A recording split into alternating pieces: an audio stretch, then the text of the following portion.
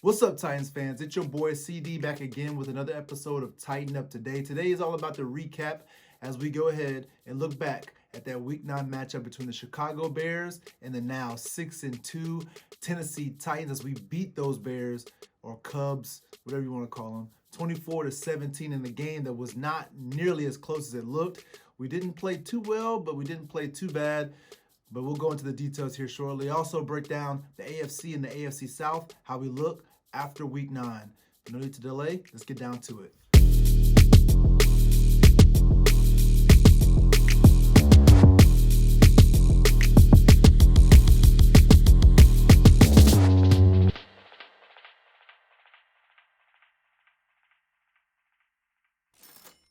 All right, Titans. So today again, Victory Monday after we beat the Bears 24-17 in the game that was not even that close at all whatsoever. Their offense sputtered. Our defense played extremely well. Didn't give up much at all. Our offense played weird is the best way to put it. We didn't put up many yards on the ground or in the air. Receivers were dropping passes. Just looked a little bit frazzled, to say the least. But we moved the ball when we needed to, and we scored touchdowns when we needed to. Our special teams played well as well. But no, you don't want to hear me just blab on about it. Let's go ahead and let's break down these statistics for the Chicago Bears passing offense, where we're starting. We'll wind it all the way down to our special teams output at the end of this game. So Nick Foles, the guy who gets the start over Mitch Trubisky a few weeks back, he's supposed to be their savior. Has not been anything like that in this matchup. It was no different whatsoever. Nick Foles seemed to have as much control of the game as he could. The offensive line didn't give him much time at all, and the play calling is absolutely horrible. Matt Nagy needs to be worried about his job, significantly worried about his job. But what did Nick Foles do? 39.3 on the quarterback rating is absolutely bad. All the way around again, just bad. Didn't have any turnovers per se, even though there was a couple intentional groundings that were kind of sketch, to say the least, but it is what it is. 69.2 completion percentage, pretty high. 335 yards passing. You would think that he threw the ball all over the place. His yards per attempt were 6.4. He did have those two, again, late touchdowns that were in garbage time and didn't mean much. But the stat line doesn't look too bad, but again, the quarterback rating says it all. 39.3% or 39.3 on the quarterback rating. Who did he throw the ball to? Well, his number one wide receiver, of course, Allen Robinson, was shut down for most of the game by Malcolm Butler and the crew. Eventually got like one pass catch and then got another one and kind of put together somewhat of a stat line, even though, again, the numbers this time around for the Bears, offensively speaking, lying. Absolutely lying. But Allen Robinson, number 12, did put up 7 receptions, 81 yards. It's 11.6 yards per reception, 0 touchdown and 2 explosive plays. Again, the man is good. We knew what he was going to be able to do, but they couldn't get the ball to him because we locked him down for the most part all throughout the game. Now, Anthony Miller, on the other hand, did get loose on the left-hand side one time for that one explosive. He had 5 receptions, 59 yards. That's 11.8 yards per reception, but no touchdowns as we kept him out the end zone. Quick guy, and again, that play up the left-hand side, I don't know how he did it, just kind of got behind us. It was like cover 2 or something on the left-hand side. Got behind us, got him out of bounds, and we still ended up turning them over and getting the ball back. Didn't hurt us at all. But the last option, and I spoke to you guys about him in the preview on Thursday, Jimmy Graham, the tight end. We've been having issues with tight ends all season long. Jimmy Graham put up some numbers. 6 catches, 55 yards, 9.2 yard average. The 1 touchdown, he did have the 1 explosive play as well. But all in all, defensively speaking, this offense that they put on the field wasn't too great. On the run, wasn't any better at all. It was very, very bad. Running back David Montgomery didn't do too well at all on the ground, as he had 14 carries, 30 yards, and that's a 2.1 yard per carry average. No touchdowns, and of course, no explosive plays. But our defense, you could tell, had him clamped down, locked. Like, he couldn't go anywhere. Even when they put Cordero Patterson in the backfield to try to spice it up, pitches to the right and left, and even running them inside a little bit, we had it all locked down. Their O-line was hurt, to say that, to just throw that out there. Really hurt, banged up a little bit. but we took advantage. We did what we were supposed to do. We took advantage of a team that was not ready to play a top-tier defense whenever we want to be, but the defense played well against the run. Now, our running game, can't really talk too much about their run, let's just say the least. So we go ahead. Derrick Henry, King Henry, went back to week 1 on us. 21 carries, 68 yards. That's 3.2 yard on the average. No touchdowns, but he did have that one explosive play he broke away. And you think about that too. For the most part, that was a 26-yard run. For the most part, they had him locked down. And we expected that. I told you guys as well in the my bold prediction for this week that the Bears defense, whenever they're playing a good team, they tend to really focus on the run and clamp down on that and allow the air yardage to just go all over the place.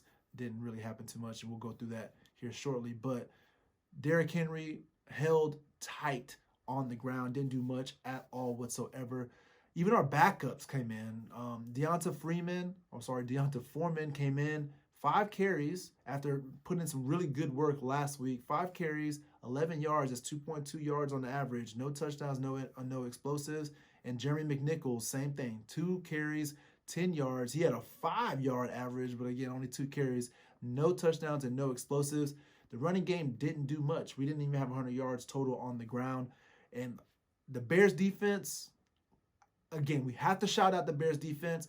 I feel bad for them a little bit. It's kind of hard to feel bad for other teams, but I feel bad for them because they don't have the offense to back up this defense. This defense is a legit top 5 defense in the league, if not the best defense in the league, and they have no help on offense. But they stopped Derrick Henry in our run game, which is what we do. But we came out there, in my head, to set up the play action pass, and we would be using Ryan Tannehill to throw the ball all over the field. How did Ryan Tannehill do? He did not do that. Ryan Tannehill, 44.2 quarterback rating, 47.6 completion percentage, and I'll repeat that again because that's not a typo. 47.6 completion percentage. This is a 70-plus completion guy. Last week he was below 70. He was at 60%, and then this week we're at 47.6%. We are trending in the wrong direction. He started off 0 for 4 before he got away. Then threw a slant pass to A.J. Brown over the middle, where A.J. Brown ran off and broke off like a 38-yard run after catch. But to start off, we were really slow. Wide receivers dropping passes. It's uncoordinated. It seemed like we were just way off. Timing was a little bit off. Maybe it's the defense is throwing us off. A lot, again, the pass rush, it was heavy. They got a couple sacks on us, but we were able to get rid of the ball for the most part, but not able to do what we wanted to in the pass game. Again, 158 yards through the air. That's 7.5 yards per attempt, that's pretty good, but the yardage just was not there. Tannehill was efficient with the ball as he had 2 touchdowns through the air, 1 in the red zone, and 0 interceptions. That's all you can really ask for from the quarterback. Who did he throw the ball to? Man, an absolute elite wide receiver in A.J. Brown. He was kind of quiet last week. This week, he was wide awake and all over the field. 4 catches, 101 yards through the air. That's 25 yards per catch. He had the 1 touchdown and 2 explosives. Look at this 1 touchdown, though. As you can see here, the man gets open off to the left side, leaves a little bit of room. Perfect pass, by the way. Perfect pass by Ryan Tannehill over the shoulder. Reels it in. Muscle, just not going to let you bring me down. Dive into the end zone. That's all effort, man. Great. That's all we can ask for out of him. That's all. That's all we want out of you, AJ. Week in, week out. Do that, and we're going to do just fine. Our number 2 wide receiver was a huge drop-off. Once again, 2 weeks in a row, Jonnu Smith, 2 receptions, 32 yards, 16-yard average, 1 touchdown, and that's 1 explosive play. And that was literally those 2 catches came in the 4th quarter, late, boom, boom, like back-to-back. One was, I think, 30. They had to be 30-yard reception, and then followed it up with a 2-yard touchdown right immediately after it. Good game, Jonnu. Welcome back to the touchdown column, man. We missed you. Anthony Ferkser, number 86, 3 receptions, 19 yards, 6.3 yards through the air as well. No touchdowns, no explosives. But the wide receiver I want to talk about is the one with all these zeros. And that's, again, not a typo. 0 catches, 0 yards, 0 touchdowns, 0 explosives, and his average, if you can't do the math on that, 0.0 yards per 0 catch. Where did he just completely disappeared? There was one pass that he just completely dropped. There was a couple other ones that they tried to throw to him on the outside early in the game and late in the game, and he was just like draped on. Their defensive backfield was obviously there, but all the same, AJ Brown was the guy just running rampant all throughout the secondary. But Corey Davis, nowhere to be found. I'm 100% proponent of, hey, let's find a way to come up with a great game plan week in and week out, figure out who we're going to scheme open and get those guys open. But I'd like to see a little bit more diversity, just all the way around. A little bit of Corey, a little bit of AJ, a little bit of Jonnu, even Anthony Ferguson, throw him in there, spread it around. And I think that balance is going to allow us for a lot. This time it worked around, but what happens whenever they say, hey, 1 week is Corey, the next week is AJ, and they shut down the wrong guy. We're going to be out here with no wide receivers. Hopefully one of them steps up in that occasion.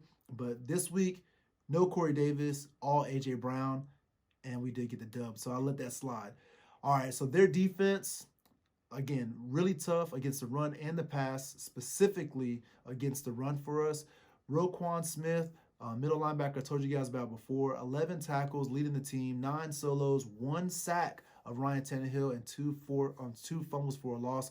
He played an extremely tough game for them, as we expected. On the other hand, the other guys that I mentioned, Khalil Mack, All-Pro, future Hall of Famer, was quiet. Was really quiet. 3 tackles, 3 solos, no tackles for a loss behind the line of scrimmage. Even though they did stop the run, no tackles for a loss for Khalil Mack and no sacks. So that, when we walk out the game, he had 6.5 coming into the game, and we walk out, he didn't get 1. So he leaves with 6.5 sacks. I would say that is a victory for our O-line all day long. Now the backfield, the defensive backfield, rookie Jalen Johnson was all over Corey Davis and wouldn't allow him to get loose at all. And there was even a play where he lined up on AJ Brown late in the game and shut him down on a key 3rd down. And when we saw that momentum was kind of shifting a little bit, he made a good play and got them off the field.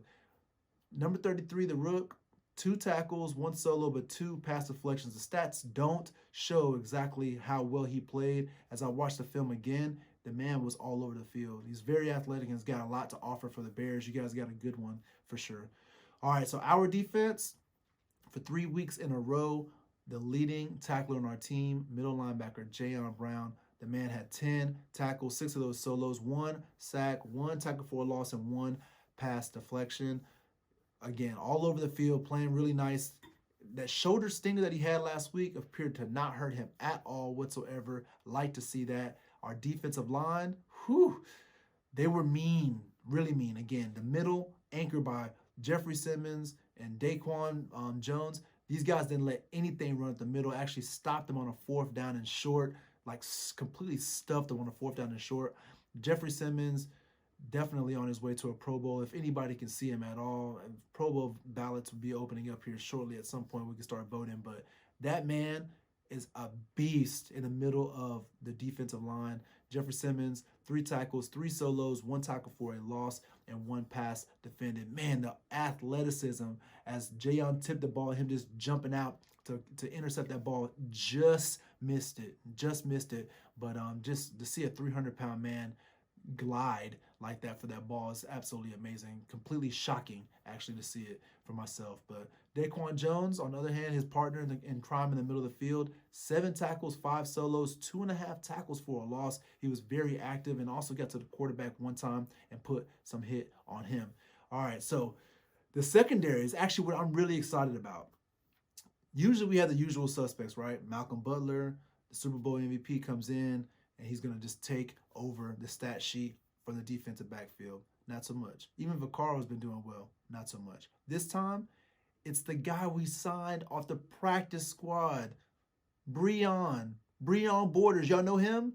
I had to do some research on the man. Breon Borders, number 39 in your program, had 9 tackles. 7 of those were solos and 1 pass defended. No interceptions on the game, but the man was all over the place and was playing extremely well. Didn't really see him on film initially, but once I looked at the stats, I was like, well, let me watch this again and see where he was at. He was literally everywhere over the field. It's nice to see that getting the opportunity, moving up to the active roster for this week. he definitely showed up and knows that he wants more time. You got to play for it. And our defense, our team in general, if you play, we'll let you get some. We'll let you get some more play time. And we see that obviously in a running game. Jeremy McNichols has been getting some carries and got out carried this week by Foreman. This time, let's see. Maybe he gets a little bit more touches. A little bit more snaps on defense. Mr. Borders, good game, sir. Very good game, especially whenever you have Adoree Jackson still on the IR. We got until I think Wednesday to bring him off the IR. We'll see how that shakes out. Hopefully he comes off the IR. But bringing over Desmond King, that was obviously a good look. But Borders stepping up and doing his thing, big game for you, sir. And speaking of Desmond King, the little king, Desmond King, welcome to the Tennessee Titans. And now he has a number 33, as you can see. Desmond King, only 2 tackles, both of them solos, but he had that fumble recovery for a touchdown. Look at him scoot down the sideline, picking it up, and like he's supposed to be there.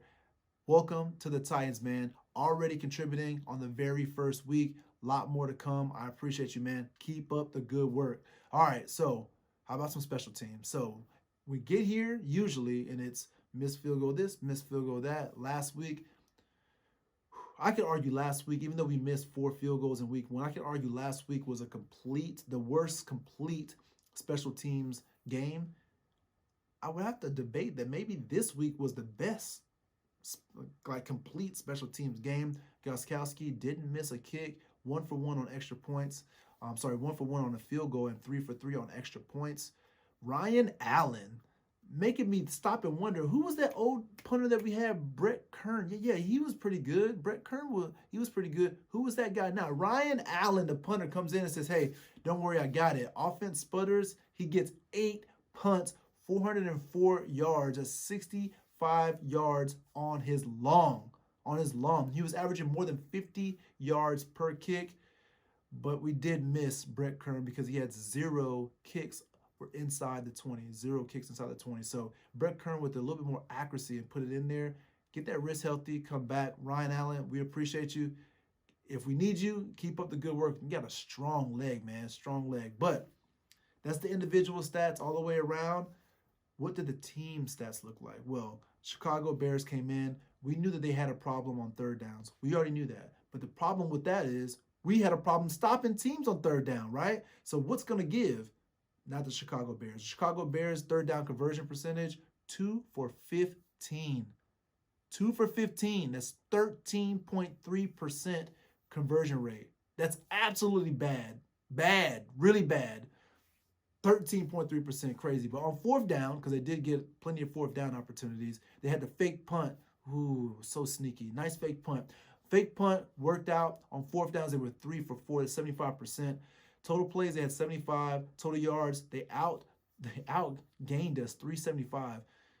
375 yards, again, all garbage time. We shut the offense down for the most part, but they got loose in the 4th quarter when it didn't even matter. Their red zone efficiency, 2 for 3, looking good. Turnover diff, they were -2. They had 2 turnovers. We had 0. The time of possession for the Chicago Bears was 33 minutes and 54 seconds. Again, Tennessee Titans stat line, 3rd down conversions, 6 for 15. We were able to convert at a 40% clip. No 4th down tries. Total plays, we only had 55. Again, those numbers are coming down. We need to stay on the field and convert and just convert 1st downs. Get some 1st downs early in the game and run some plays and run the ball more. I guess be more effective with the ball because we ran the ball a lot this time. But 55 total plays and the total yards, you see that there, 228 yards of total offense. That's difficult. That's difficult to swallow. It still ended up being in a win, but the offense did not play as a top offense in the NFL this week. The red zone, though, again, very efficient. The only one time we were there, we did score a touchdown. We were 100% and no turnovers. Our time of possession was 26 minutes and 6 seconds. And with our game recapped, completely wrapped up in a bow, I could put week 9 away in the safe. Again, congratulations to us, the Titans Nation and the Titans, the boys did well, beating these Bears 24-17. Should have been way worse than that. but we'll let you slide with the dub. We're now 6-2, and let's see what the AFC now looks like after week 9 and also the AFC South. After another close call, the Pittsburgh Steelers steal another win. They're now 8-0 and still undefeated as the only team in the NFL with a 0 in the loss column. Speaking of getting away and stealing a victory, the Kansas City Chiefs escape a victory against the Carolina Panthers at home. They're now 8-1. The Buffalo Bills are 7-2 on a great game, beating up on the Seattle Seahawks. And come to find out that Josh Allen lost his grandmother the night before the game. He came out and absolutely played as if his hair was on fire.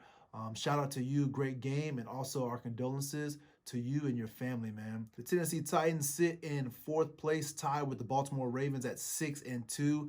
Both teams really, really good. Losing to the Steelers, both of us. But this is a game that's going to be coming up here shortly, here in a couple weeks. Will be an absolute blazer of a game. I cannot wait to see us line up against the Baltimore Ravens again. I know that the Ravens want a little bit of revenge after we beat the brakes off of them in the AFC divisional round last year in the playoffs. The Ravens will have to wait. But right now, let's talk about the AFC South and what the outlook looks like right now. All right, so you look at the standings here. The Titans still in the lead. We have not relinquished that lead since week 1. We're currently 6-2. The Colts 5-3. Texans with the win over the Jaguars are now 2-6. The Jaguars still 1-7. The divisional record, as you can see here, the Titans are 2-0, still undefeated.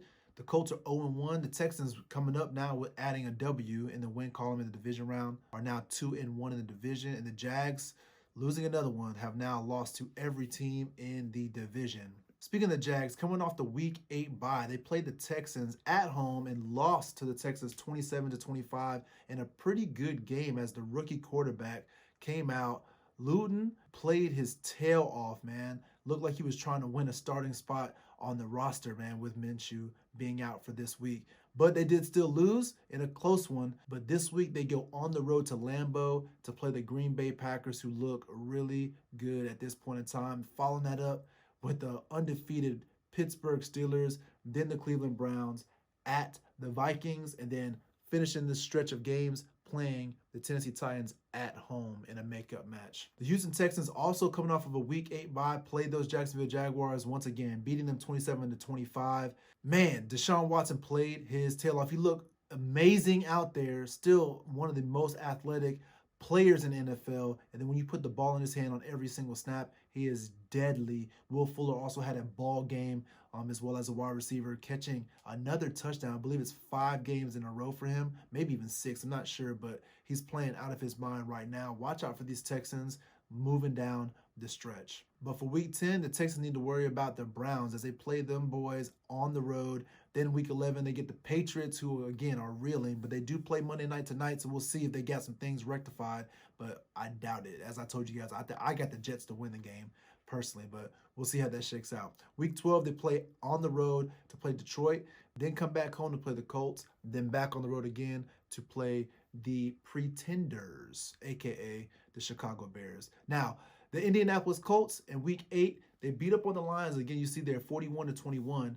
Then at home, they were unable to beat the Ravens in a game that I was hoping it would be a lot better. But the Ravens took care of business 24-10 and kind of bruised them up, beat them up a little bit, which is what I'm kind of hoping for, because now they travel to Nashville on short rest to play our Titans on Thursday Night Football. It should be a good matchup, and I think we're going to see a lot of Derrick Henry. Expect a little bit of that. But week 11, they play the Packers, and again, coming back to play the Tennessee Titans. It's a large stretch right there coming down at Texans and then at Raiders. The Colts have a little bit of a murderer's row here the next 5 weeks. And of course, we'll say the best for last, the Tennessee Titans, the AFC South leading Tennessee Titans after a week 8 disappointing loss to the Bengals 20-31. The week 9 performance works. Not exactly the best. So like I told you guys already, 24-17 will take those 17 points. I cannot say it enough. We're all in garbage time. This game should have been a shutout, but Yeah, on the stat line, we have to show the 24-17. It is what it is. But this week, short rest, we play at home to play the Colts. Then we get on the road for 3 out of 4 games. We play at the Ravens, at the Colts, come back home to play the Cleveland Browns, and then back on the road again to play the Jacksonville Jaguars. This Tennessee Titans team, not Jekyll and Hyde, I don't want to go there, but right now we're like still in this like almost like a teenage years where we're trying to find ourselves. Right? We know what we can be, and we see this light, and there's a lot of potential, but we need to harness all this power and really do something special offensively. Keep up the good work defense as we're plugging in these pieces. Step up and do some big things. More turnovers. Again, we got 2 more turnovers to help out the differential this week. Keep up the turnovers. Touchdowns are awesome. I don't mind touchdowns either, but so far we're not doing too bad. Again, we play the Colts this week on short rest, Thursday Night Football at home. Huge game in the division. We got a chance to be, right now we're up by 1, but we got a chance to push that lead out to 2. Huge game. Really hyped up about that. Right now, I appreciate you guys once again for tuning in to this episode, tune in to the show, to the channel. I'm enjoying this. Hopefully you guys are enjoying this. If you like anything in here, of course, click the like button. But if there's anything that you like or don't like or want to add to this show, please let me know. Comment. I've been pretty good with responding back to you guys. Take the time. I'll take the time as well as we try to grow this channel into something much larger going down the stretch here as we make this playoff and hopefully Super Bowl run.